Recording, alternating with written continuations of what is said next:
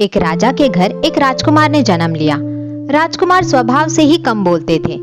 राजकुमार जब युवा हुआ तब भी अपनी उसी आदत के साथ मौन ही रहता था। राजा अपने राजकुमार की चुप्पी से परेशान रहते थे कि आखिर ये बोलता क्यों नहीं है। राजा ने कई ज्योतिषियों, साधु महात्माओं और चिकित्सकों को उन्हें दिखाया, लेकिन कोई हल नहीं निकला। संतों ने कहा कि ऐसा लगता है कि पिछले जन्म में ये राजकुमार कोई साधु थे, जिस वजह से इनके संस्कार इस जन्म में भी साधुओं के मौन व्रत जैसे हैं। राजा ऐसी बातों से संतुष्ट नहीं हुए। एक दिन राजकुमार को राजा के मंत्री बगीचे में टहला रहे थे। उसी समय एक कौवा पेड़ की डाल पर बैठकर कांव कांव करने लगा। मंत्री ने सोचा कि कौवे की आवाज से राजकुमार परेशान होंगे, इसीलिए मंत्री ने कौवे को गोली मार दी। गोली लगते ही कौवा जमीन पर गिर गया। तब राजकुमार कौवे के पास जाकर बोले, अगर तुम नहीं बोले होते तो नहीं मारे जाते।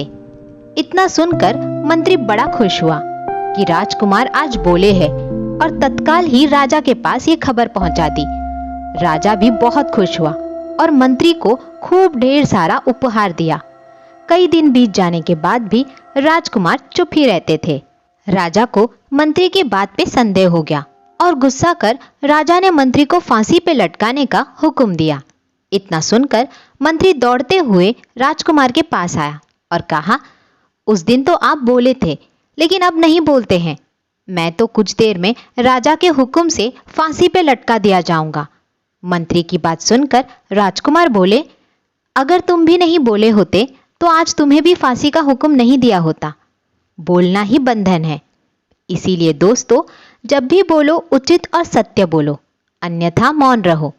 जीवन में बहुत से विवाद का मुख्य कारण अत्यधिक बोलना ही है। एक चुप्पी हजारों कलह का नाश करती है। तो दोस्तों, कैसी लगी आज की कहानी? कमेंट करके जरूर बताएं और लाइक, शेयर, चैनल को सब्सक्राइब करना ना भूलें।